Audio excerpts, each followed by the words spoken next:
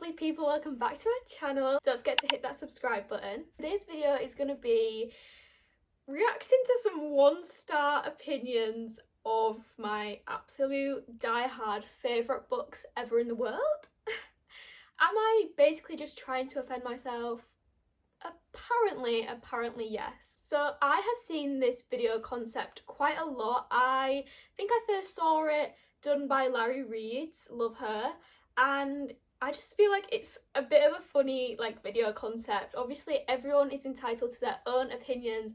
That is 100% obviously goes without saying. Anyone can have opinions on anything, and I happen to absolutely love these books that I'm going to talk about today. So to see some 1-star reviews when these are infinite stars for me, it's going to be interesting, and I'm interested to see if I low-key agree with some of the opinions, because I can definitely see sometimes when someone says something about one of my favourite books, I'm low-key you are 100% correct, but I'm just going to choose to ignore.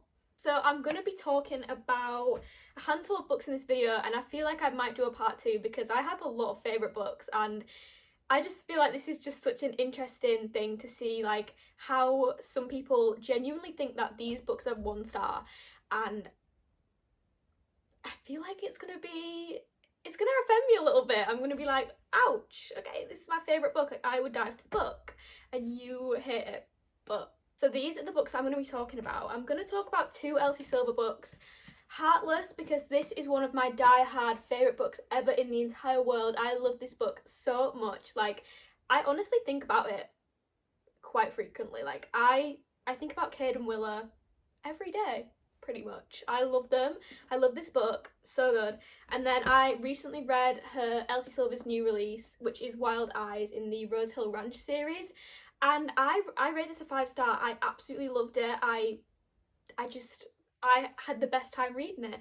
So because this one's more of a newer release, I'm interested to see if there is as many negative reviews or 1-star reviews, that kind of thing. Then we have The Love Hypothesis, which I love this book. I had a great time reading it. I love Ali Hazelwood's writing style. She does it for me every time. Then we have probably one of the most controversial books on this list. We have Binding 13, part of the Boys of Tommen series. I love the entire series, and I have rated the entire series a 5-star. Every single book in the series is a 5-star, but just because this one's the first book in the series, I'm going to talk about this one today. I'm going to see what the reviews are for this one. But I just love this series. These books are chunky, and I was nervous going into them. I was like, I don't know how I'm going to feel about this, but then I literally ended up reading book 1 and book 2, which are both nearly 800-page books. I read them both, I think, within a week, which for me is really good. I was like, whoa, I am eating these books up. I'm inhaling them. Then, because I couldn't decide from my favourite books from the ACOTAR series, we have book 2, A Court of Mist and Fury, and book 5, A Court of Silver Flames. I still to this day do not know which one I prefer out of these 2, because I love Cassian and Nesta, and I love Rhysand and Feyre. So yeah, I'm not sure which one I prefer out of these 2, but I'm interested to see what the bad reviews are for them. And then my favourite book in the Magnolia Park series, we've got Daisy Hates The Great Undoing. I love this book so much. I love Julian. I low-key ship Julian and Magnolia. I know that's a bit of an unpopular opinion. Moving on. And then, just to switch up the genres, I've got My Best Friend's Exorcism, which is by Grady Hendrix.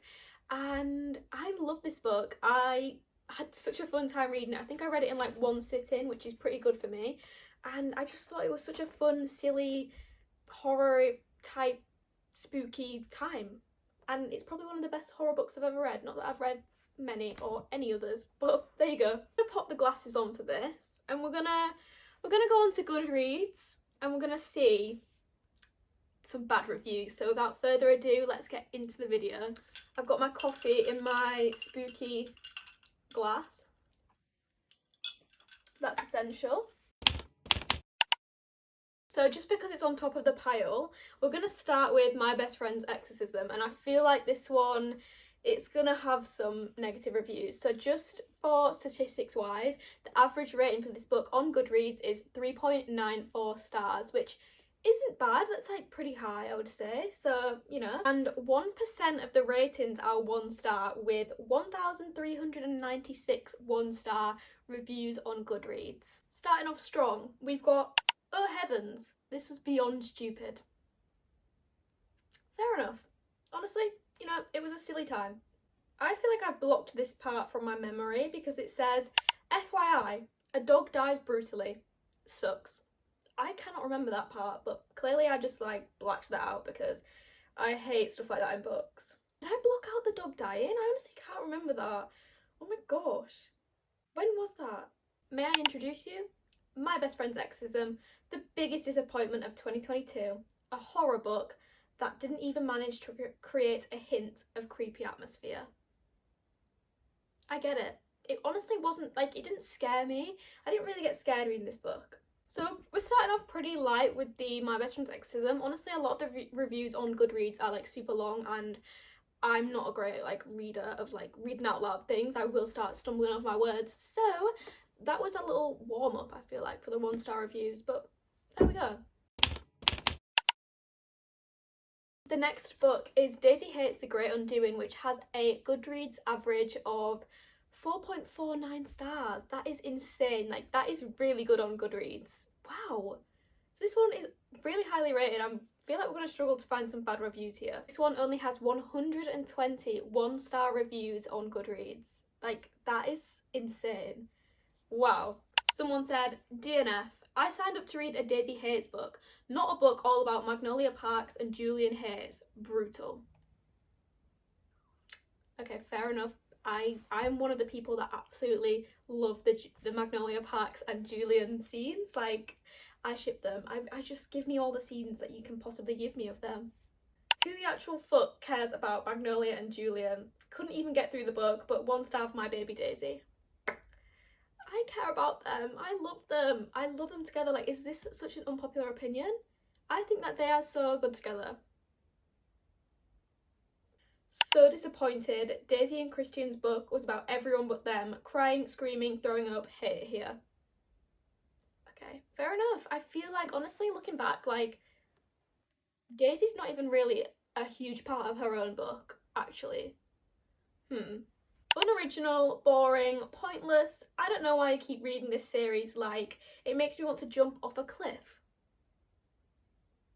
Interesting wording there. Okay.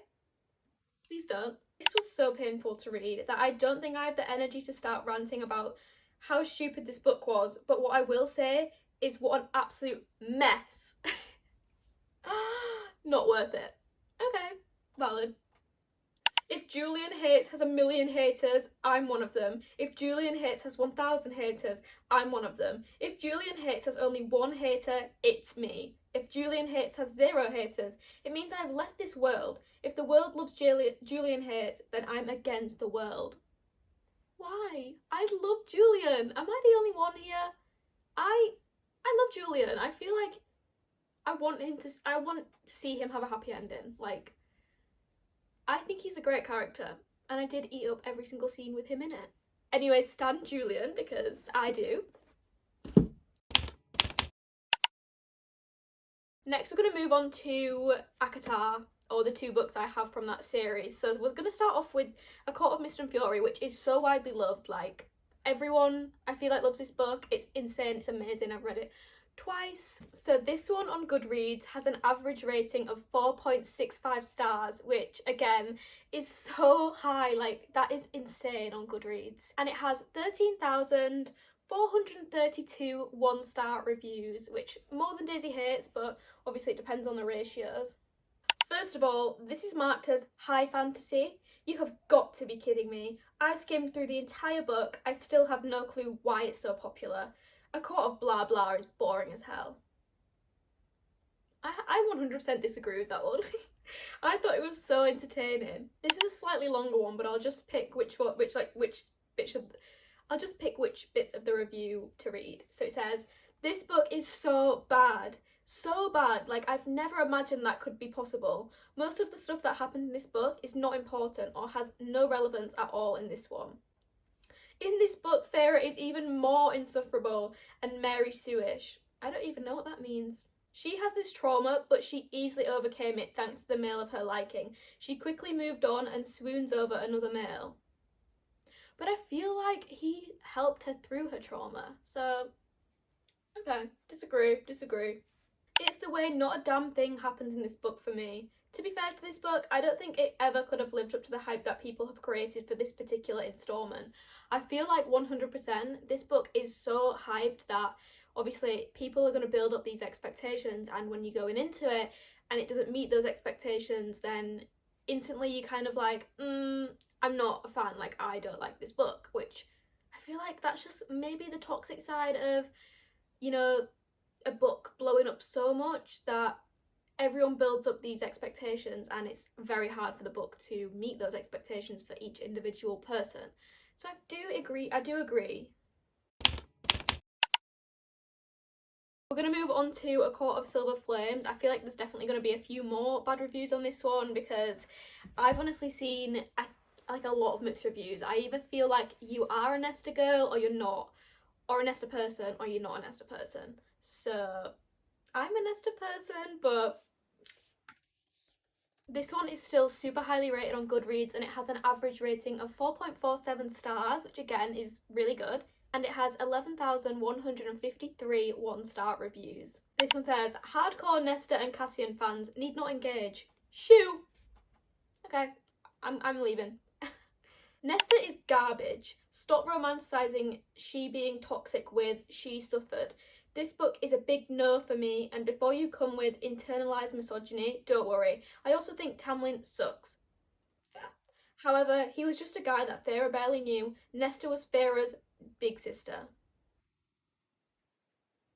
Honestly, yeah, like I 100% get where people come from with hating Nesta, because I do agree that although she has a great character development and she is a bit misunderstood at times, and obviously I personally love her as a character, but in terms of like where the books start and where they start off, and she kind of like is a bad sister, you know, without giving like anything away, without giving any spoilers, Nesta is a bad sister. I do feel like at the start, poor Farah is all I have to say. Like Nesta definitely, I hate that Sarah J Maas did start off writing her and Elaine like that, as portraying them as such bad sisters, and I do feel like I would have kind of preferred it almost if she'd have written the sisters as being such a strong united front.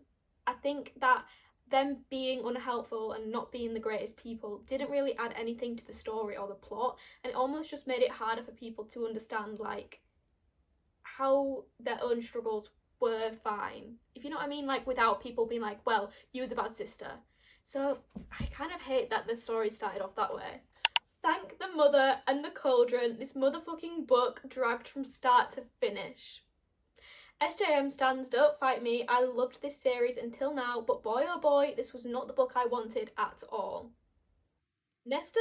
Never liked her, and after this book I never will, and you can't convince me otherwise. Trauma does not excuse the shit behaviour she exhibits and the way she treats people. Lesson 101. That was red flag numero uno for me, and the redemption arc does not redeem SJM's idea that this was a good one.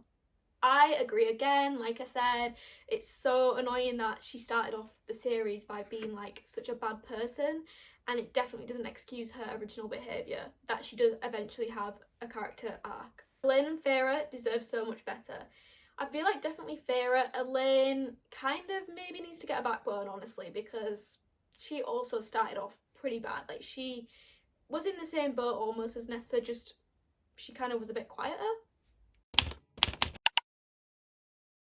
Moving on, Binding 13, I'm prepared for some bad reviews on this one. So this one has a average rating of 4.43 stars on Goodreads, so again, really high. I feel like honestly on Goodreads, if the average rating is above 4, then it's pretty good. And this one has 2,722 one-star reviews. Worst $6 I have ever spent in my life. Reading this book was the equivalent to ripping out each individual hair follicle on my head. Okay. Someone's put it plain and simple and said, no way you'll like this. Yeah, I sadly do. Cringy. Rolled my eyes about 100 times. Cheesy, bad writing, bad, horrible. Hated the dialogues with my whole entire being. Cringe. I'm in utter disbelief that everyone is rating it 5 stars. How? And comparing this to Marianne as a part of Slow Burns, that's sinning right there. But it was a slow burn, I think. I mean, it's like that thick of a book, and we have 2 books on this couple. Like, it is a slow burn. Sorry, but this book gave me Wattpad 2.0 vibes, and while I liked that 5 years ago, I don't anymore. It definitely reads like Wattpad. Yeah, 100%. This is the worst book I have ever read in my life. Literally, what the hell? I've never been so duped by a Goodreads rating. Y'all are liars. Every copy of this book should be eradicated from this planet. There are so many issues with this book I can't even begin to explain. 100% agree. Like, this book is so controversial and it definitely has its flaws, like 100%. And I'm not saying that it doesn't. It 100% does. And I do think that a lot of stuff could be changed and a lot of stuff could be adjusted, because it's definitely like, it's not a literary masterpiece and it's not the best book ever in the world. It definitely has its problems, goes without saying, but above all, I did enjoy it and I did have a good time, and I do like the series and I like the characters. But 100% check your trigger warnings if you are going to read this book, because it has its problems, guys. It really has its problems. Okay, next, The Love Hypothesis by Ali Hazelwood. This book has a grand total of 4.14 stars on Goodreads and 24,755 1-star reviews. So do with that what you will. I feel like that's quite a lot of 1-star reviews. I don't know what kind of drugs y'all are on, but I evidently did not receive my portion. I'm blocking everyone who said this was good on Book Talk. I definitely discovered this book through Book Talk. It is like such a popular book on there, or was like back when it came out. Wasn't this book like some kind of fan fiction at first as well? I'm not sure which one it was for, but I think it was. I'm seeing like a lot of reviews about that. If I could give a book 0 stars, I would for this. Valid. The Love Hypothesis, more like the Hate Hypothesis. Hate this book with everything I have. BookTok will pay for its crimes against false promotion. Wow. And the last 2 books today, we're gonna look at 1-star reviews of Miss Elsie Silver, which she's like my favourite romance author. Give me a small town, give me a cowboy, and I'm sorted. What? I'm sorted. Like, I love both of those things, and I really can't wait to see what the bad reviews are on these books. Starting off with Heartless, second book in the Chestnut Spring series. This book has a 4.39 star rating on Goodreads and 895 1-star reviews. Someone said plain and simple, humiliated that I read this. These books are so bad. I need to give up on this series, but every time I see someone rave about it, I get compelled to give it one more chance. But really, I need to give up. This series, unfortunately, like many others, makes me pessimistic about the future of publishing and writing. Is this what kids like nowadays? Is this modern? Yes, these characters were juvenile. They didn't act like real people and the plot was rushed, but that's not what makes me such a cynic. What makes me hate this book is the way that the author spells out every joke and emotion every character feels. I feel like, yes, this series definitely doesn't have like a super complex set of characters or complex plot, but I feel like that's just the type of books that it is. Tell me why the male lead, despite being a 38-year-old grown man, acts like a prepubescent hormonal boy. Some of Cade's inner monologue was downright cringy and gave me the ick. Everyone seems to love this book, and I had high expectations going in, but clearly they weren't met. I love Cade. And finally, we're gonna have a look at the 1-star reviews of Wild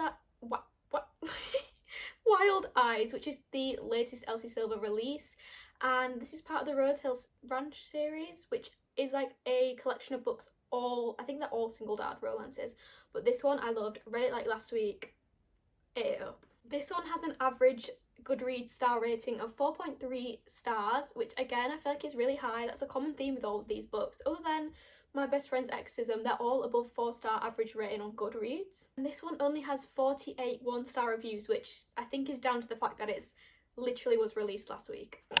Someone said, wild day to have eyes, because mine sure suffered reading this.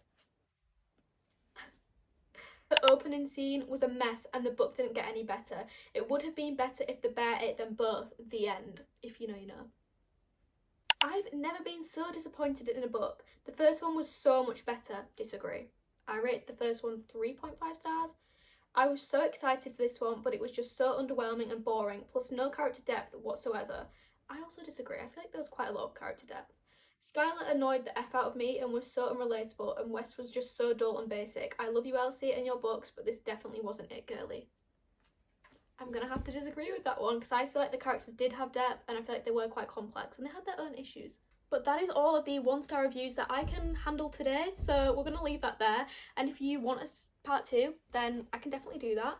But this was super interesting to see like the contrast between how I view a book and how others view a book, and I feel like it's so cool that like everyone has just different opinions and everyone likes different things, and that is completely okay. We're not all gonna like the same books, 100%. Yes. So I would love to know if you guys liked these books in the comments, or what your like 1-star reviews might have been on these books, if you hated them, if you loved them, if you agree with some of these comments on Goodreads, then please let me know. I feel like it's so funny and interesting. But thank you so much for watching today's video. Don't forget to like, comment, subscribe, all that fun stuff, and I hope to see you in the next one. Bye!